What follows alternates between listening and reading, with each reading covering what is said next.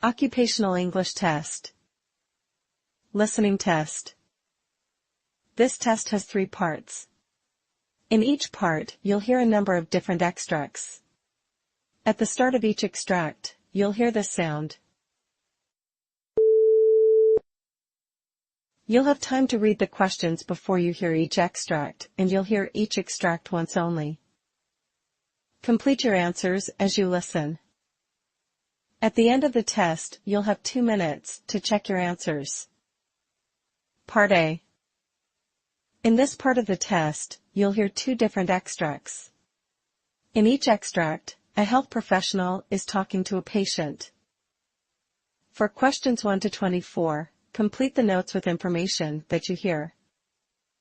Now, look at the notes for Extract 1. Extract 1, questions 1 to 12.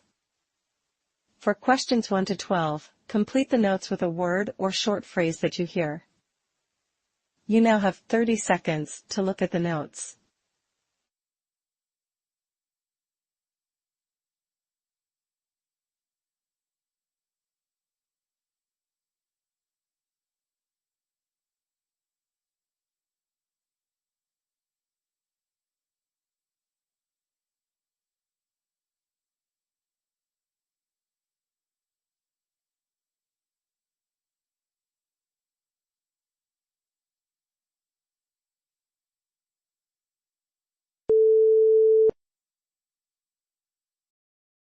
Good morning. I see from your chart that there are several issues we need to address today, including your medication refills and the pain in your legs. How have you been feeling overall? Honestly, doctor, it's been rough. I ran out of my blood pressure medications last week, and I've been feeling this constant headache and dizziness. It's stressful because I know how important it is to keep my blood pressure under control. I understand that must be worrying. We'll definitely get those refills sorted out today. You mentioned leg pain as well. Can you tell me more about that? Yeah, the pain starts when I walk more than a few blocks. It feels like a cramping in my calves. If I stop and rest for a few minutes, it goes away, but it's really limiting my activity. This started about a year ago and seems to be getting worse. It sounds like it could be related to peripheral artery disease, especially with your history. We'll need to reevaluate that. Have you noticed any changes in your weight or diet that might be impacting your health? I've actually been trying to lose weight. I joined the MOVE program last month for that, but it's been hard to exercise because of the leg pain. I've also tried to cut down on smoking, aiming to quit, but it's been a challenge. It's good to hear you're making efforts to improve your health. Quitting smoking is tough, but it's crucial, especially for your cardiovascular health. We can discuss support options for that too. Now about your diabetes management. How have you been managing your diet and medication? I've been pretty consistent with my diabetes medications and checking my blood sugar. It's generally around 125 and 130 milligrams per tier, which I think is okay. But I do worry about running low on my insulin, especially since I'm using it regularly. Keeping a stable blood glucose is excellent. We'll make sure you don't run out of insulin. How about your cholesterol medication? I see there's been a delay with the mail. That's right. It's been delayed, and I'm worried because I haven't taken it for over a week now. I'm concerned about my cholesterol levels getting out of hand. We'll provide some interim pills today to cover you until your supply arrives. Have you been experiencing any other symptoms like chest pain or shortness of breath? No, nothing like that, thankfully. But I know I need to get more serious about my health. I'm turning 50, and with my conditions, I don't want to take any risks. That's why I'm also thinking about the screenings you mentioned last time, like the colonoscopy. That's a wise decision. Preventive screenings are vital. We'll schedule your colonoscopy and an eye exam to monitor for any diabetes-related complications. Since it's been a while, it's crucial we check everything. I appreciate that. I also wanted to ask about something for my cardiovascular health. My friend mentioned low-dose aspirin. Is that something I should consider? Given your risk factors, it might be beneficial, but let's discuss this after we review your lab results and current status in detail. Based on today's assessment and your ongoing conditions, here's the plan. We'll refill your medications immediately and ensure you have a sufficient supply of insulin and syringes. I'll order a repeat Doppler ultrasound to assess the progression of your peripheral artery disease, given your symptoms. We'll schedule the preventive screenings, a colonoscopy, and an eye exam. I recommend starting low-dose aspirin daily to help with cardiovascular risk management. Let's also plan a quick follow-up visit to review your upcoming lab results and adjust your treatment plan as needed. Do you have any questions or additional concerns we haven't addressed yet? No, that covers everything. Thanks for helping me manage all these things. It can be overwhelming at times. I understand, and I'm here to help you through it. We'll make sure you have all the support and resources you need. See you at the follow-up, and please don't hesitate to call if you have any concerns before then.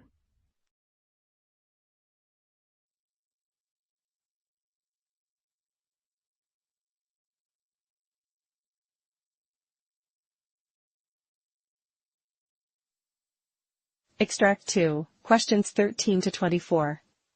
For questions 13 to 24, complete the notes with a word or short phrase that you hear. You now have 30 seconds to look at the notes.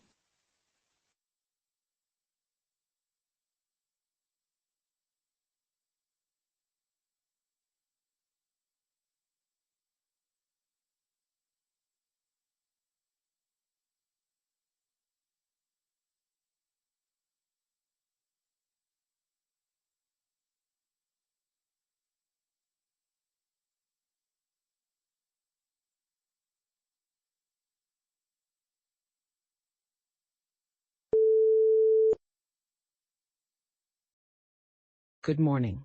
How have you been feeling since our last meeting? Hello, doctor. I've been okay, but there are a few things that have been bothering me, especially about my blood pressure and this hernia I mentioned to you before. Let's start with your blood pressure. How have you been managing with the medications? I've been taking hydrochlorothiazide and lisinopril as prescribed. However, I sometimes feel a bit dizzy in the mornings. I'm not sure if it's the medication or just general fatigue. Dizziness can be a side effect of these medications, especially when you first start taking them or if the dose is increased. Have you noticed any other symptoms?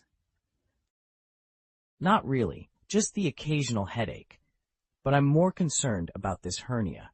It started after I did some heavy lifting during the holidays. It's not painful, but it makes some noises, which is a bit unsettling. Hernias can indeed produce sounds due to the movement of air and fluid in the intestines, especially if there's a bulge in the abdominal wall.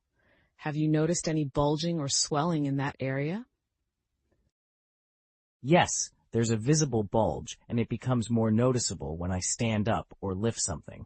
It hasn't been painful, but I am worried it could get worse. It's good that it's not causing pain, but we should keep an eye on it. Elective surgery might be an option if it becomes bothersome or begins to affect your daily activities.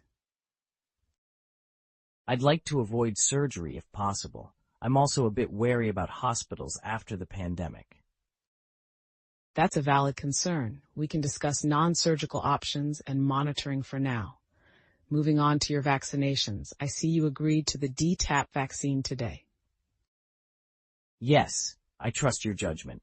I had my doubts about vaccines in the past, but I understand the importance of staying protected. That's wise. Vaccines are crucial for preventing serious diseases. Now tell me about your lifestyle recently. Any changes in diet or exercise? I've gained some weight this past year. I haven't been very active, and my diet hasn't been the best. It's been challenging to stay motivated. Weight management is crucial, especially for blood pressure and overall heart health. We should work on a plan to improve your diet and increase physical activity. What's your current daily routine like? I mostly stay at home, do some gardening, and watch TV. I haven't been going out much. Starting with small steps like walking or light gardening more regularly can be beneficial. Also, adjusting your diet to include more fruits, vegetables, and less sodium will help with your blood pressure. I'll try that. I know I need to make some changes. Great. Now let's go over your recent lab results. Your blood pressure today is 4289 millimeter-hergrams, which is a bit high. Your heart rate is stable at 78 BPM, and your respiratory rate is normal at 16 breaths per minute. What about my cholesterol and kidney function? Your total cholesterol is 190 milligram bur, which is within the target range thanks to the simvastatin.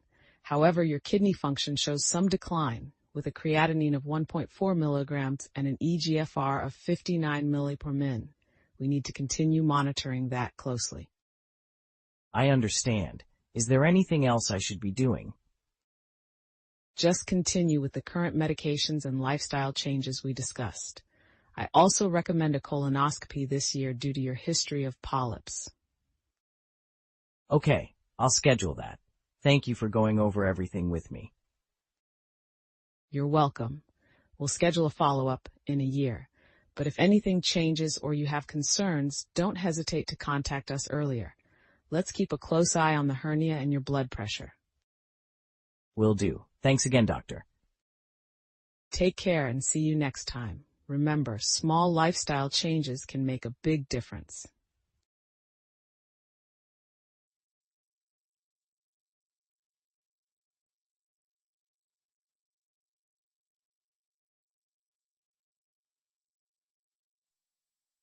That is the end of Part A.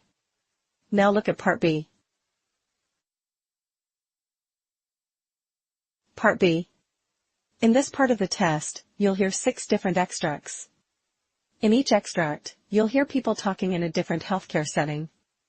For questions 25 to 30, choose the answer A, B, or C, which fits best according to what you hear.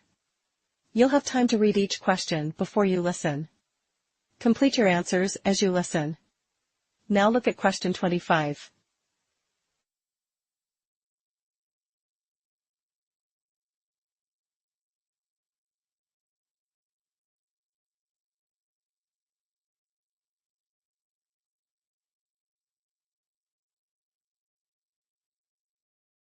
Okay, so here's the status on Mr. Daniels in room 402. He was admitted last night with severe chest pain and shortness of breath. His current diagnosis is acute myocardial infarction. We've initiated IV nitroglycerin and he's also on a heparin drip. His last set of vitals were somewhat unstable. BP was 90/60, heart rate fluctuating between 88 and 100. I've just redone his ECG and am waiting for the latest readings. He's also been quite anxious, asking lots of questions about his condition. Got it. Has his family been informed? Yes, his wife and daughter are currently in the waiting area. Dr. Stevens updated them about an hour ago. Make sure to monitor his vitals every 15 minutes and watch for any arrhythmias. The night team is already alerted about the potential need for further interventions if he doesn't stabilize. Also, keep an eye on his IV lines for any signs of infection or blockage, and ensure the nitroglycerin dosage is adjusted as needed based on his blood pressure. Understood. I'll keep a close eye on the ECG updates and his overall responsiveness. Thanks for the thorough handover.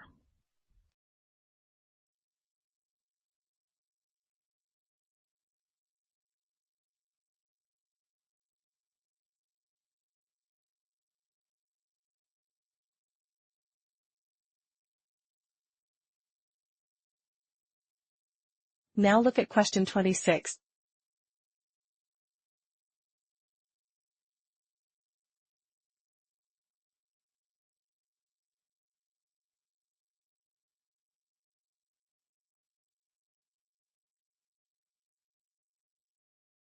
Good morning, team. Today we are starting a new protocol for managing septic shock that aligns with the latest research findings. The key point here is the early administration of antibiotics within the first hour of diagnosis. Studies have shown this can significantly reduce mortality rates. We'll also integrate more aggressive fluid resuscitation using lactate clearance as a guide to tailor our approach for each patient. Are there changes to the vasopressor usage as well? Yes, we're adjusting our first-line vasopressor to norepinephrine, with vasopressin as a secondary option. Additionally, we're incorporating continuous monitoring of central venous pressure to better manage fluid therapy. This should help us optimize cardiac output and avoid fluid overload, which is crucial for these patients. Ensure that all patient care records are updated in real time to reflect these changes, and educate the patient and family about what to expect during treatment.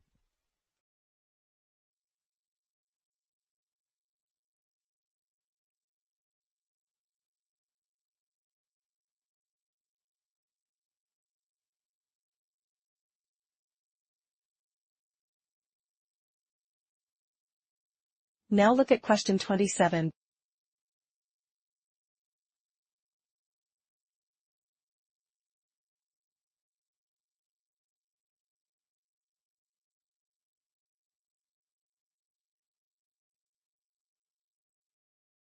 Based on your recent symptoms and test results, we're looking at a few treatment options for your rheumatoid arthritis. The first is starting a low-dose corticosteroid to help reduce inflammation quickly. Additionally, I recommend a disease-modifying anti-rheumatic drug like methotrexate, which has a good track record for managing symptoms long-term. What about side effects? I'm worried about the impact of these medications. That's a valid concern. Corticosteroids can have side effects like increased appetite, mood changes, and, over long periods, bone thinning. Methotrexate can affect your liver and blood counts, so we will monitor you closely with regular blood tests. It's about finding the right balance between managing your symptoms and minimizing side effects. We'll also look into supplemental therapies, such as physical therapy, to help maintain your joint function and overall mobility.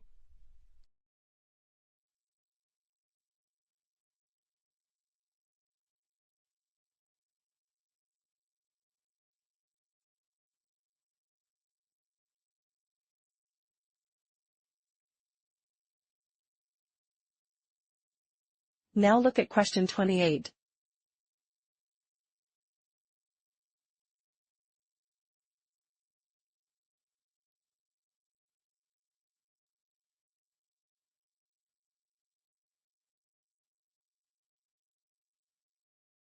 This new infusion pump isn't just an upgrade for ease of use.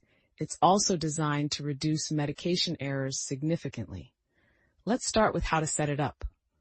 Always double-check the medication name and concentration on the screen matches the patient's chart. Now for loading the medication cartridge, ensure that the barcode matches the one you've just checked. What's the protocol if there's a mismatch in the barcode readings? Great question. If there's a discrepancy, you need to halt the setup and verify everything manually again. Remember, this pump has a triple check system. It's programmed to minimize human error, but always keep a keen eye on alerts and follow the built-in protocols. After setup, perform a final verification with another nurse to ensure all settings are correct before starting the infusion.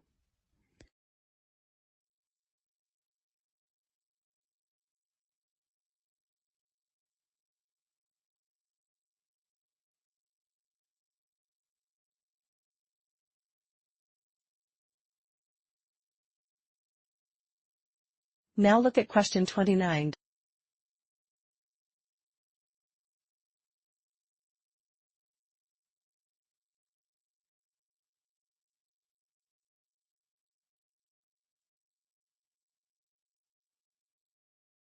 We have a 54-year-old male found unconscious at home with a suspected overdose.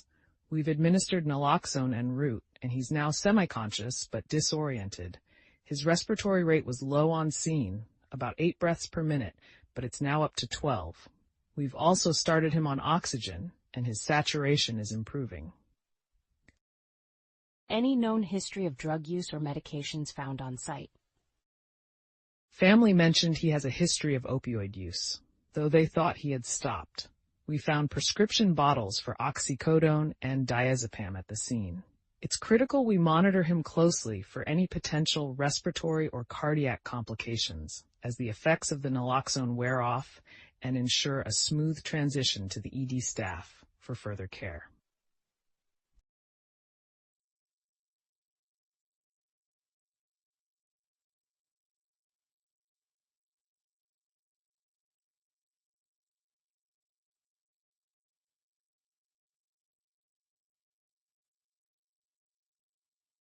Now look at question 30.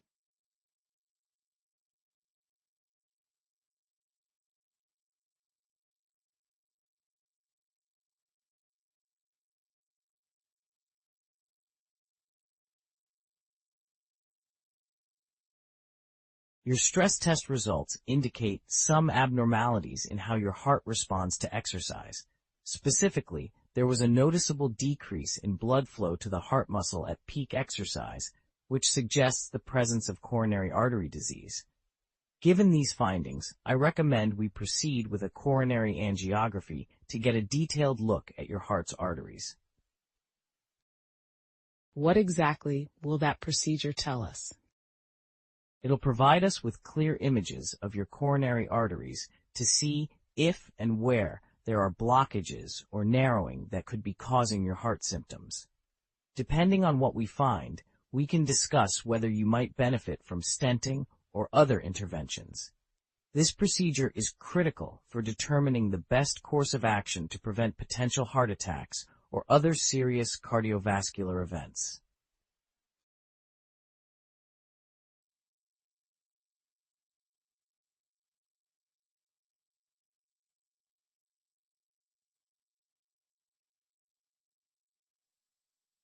That is the end of Part B. Now look at Part C. Part C. In this part of the test, you'll hear 2 different extracts. In each extract, you'll hear health professionals talking about aspects of their work. For questions 31 to 42, choose the answer A, B, or C, which fits best according to what you hear. Complete your answers as you listen. Now look at Extract 1.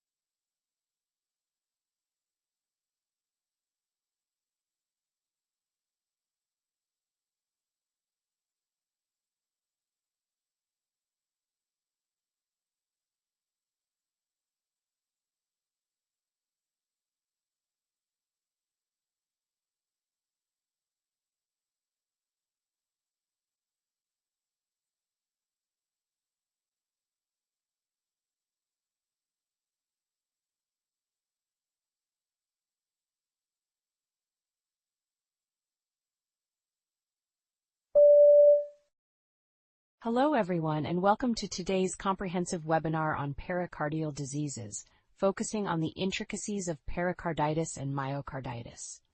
In this session, we will delve into their pathophysiology, diagnostic challenges, and nuanced management strategies. Additionally, we will explore a case study that illustrates the practical aspects of diagnosing and treating these conditions, referencing recent scholarly articles from Harvard and other esteemed publications. Firstly, let's discuss pericarditis. Pericarditis is an inflammation of the pericardium, the two-layered sac surrounding the heart. This condition can be classified as acute, chronic, or recurrent, depending on the duration and frequency of episodes. The etiology of pericarditis can be diverse. It may be idiopathic, viral, bacterial, or autoimmune, or occur as a secondary complication to myocardial infarction or cardiac surgery. Patients typically present with acute chest pain that is pleuritic in nature, worsened by lying down, and alleviated by sitting forward. The pain is often described as sharp or stabbing. On physical examination, a pericardial friction rub can sometimes be heard, which is a high-pitched, scratchy sound best heard with the diaphragm of the stethoscope at the left lower sternal border. Diagnostic tools include ECG, which commonly shows diffuse ST elevations and PR depressions, and echocardiography, which may reveal a pericardial effusion. Let's consider a case that illustrates these points. A 53-year-old female with no significant past medical history presents to the emergency department with sharp, localized left chest pain that intensifies upon lying back and is relieved somewhat by leaning forward. On examination, a pericardial friction rub is noted. An ECG shows diffuse ST elevation. The echocardiogram confirms the presence of a pericardial effusion without signs of tamponade. This presentation is classic for acute pericarditis. Treatment for acute pericarditis typically involves nonsteroidal anti-inflammatory drugs, NSAIDs, and colchicine to reduce inflammation and prevent recurrence. In some cases, especially those associated with specific etiologies like bacterial infection, additional treatments such as antibiotics or corticosteroids may be necessary. The key to management is not only treating the inflammation, but also monitoring for complications such as cardiac tamponade or constrictive pericarditis. Moving on to myocarditis, this condition involves inflammation of the myocardium and is often more insidious and variable in its presentation than pericarditis. Patients may present with symptoms ranging from mild fatigue and chest discomfort to severe heart failure or arrhythmic manifestations. The etiology is similarly diverse, including viral infections, autoimmune diseases, and toxic exposures. Diagnosis of myocarditis can be challenging. The gold standard for non-invasive diagnosis is cardiac MRI, which can detect myocardial edema and fibrosis indicative of inflammation. However, an endomyocardial biopsy, although more invasive, remains the definitive diagnostic tool, as it allows for histological examination and can guide specific treatments, particularly in fulminant cases, or when specific etiologies such as giant cell myocarditis are suspected. Consider this case study. A 29-year-old male, previously healthy, presents with a 2-week history of increasing shortness of breath and fatigue with associated palpitations. He reports a recent upper respiratory infection. Clinical examination reveals tachycardia and mild jugular venous distension.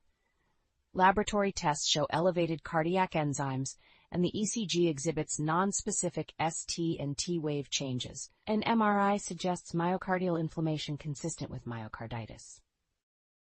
In this scenario, the patient would be managed with heart failure medications if systolic function is impaired, including beta blockers, ACE inhibitors or ARBs, and diuretics. Immunosuppressive therapy may be considered based on biopsy results. This case highlights the need for a high index of suspicion and comprehensive evaluation. Both pericarditis and myocarditis require a diligent approach to diagnosis and management, integrating clinical evaluation with appropriate use of diagnostic imaging and laboratory tests. It's crucial to tailor treatment to the underlying cause and individual patient characteristics to optimize outcomes. As we continue to advance our understanding of these complex entities, ongoing research and clinical trials will hopefully shed more light on optimal diagnostic strategies and therapeutic interventions. I recommend keeping abreast of the latest findings through continuous education and review of current literature, such as articles published in the New England Journal of Medicine and Circulation. Thank you for joining today's session. I hope this discussion enhances your clinical practice and aids in the effective management of patients with pericardial and myocardial diseases. Please feel free to access our educational resources for further reading and updates on upcoming webinars.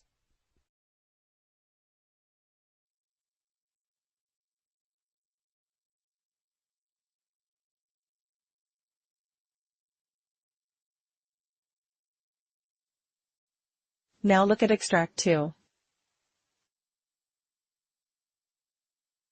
Extract 2, questions 37 to 42.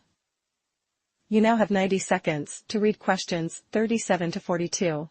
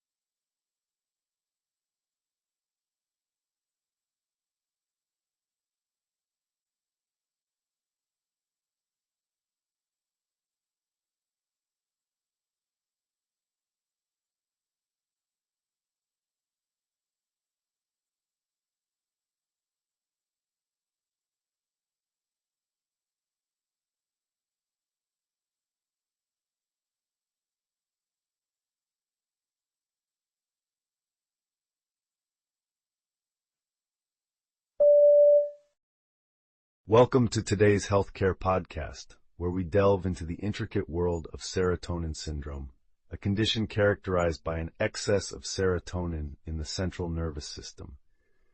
Today, we'll discuss its pathophysiology, clinical manifestations, diagnosis, and management strategies through a detailed case study. Let's consider the case of John, a 32-year-old male with a history of chronic depression for whom treatment had recently been switched from sertraline, a selective serotonin reuptake inhibitor, SSRI, to a higher dose of another SSRI, fluoxetine. Additionally, John was taking over-the-counter cough medicine that contained dextromethorphan, a substance with serotonergic properties. This combination precipitated his symptoms. John presented to the emergency department with confusion, agitation, muscle rigidity, and tremors. His sister, who accompanied him, noted that he had been fine until a few days after starting his new medication, when he began to feel restless and sweaty.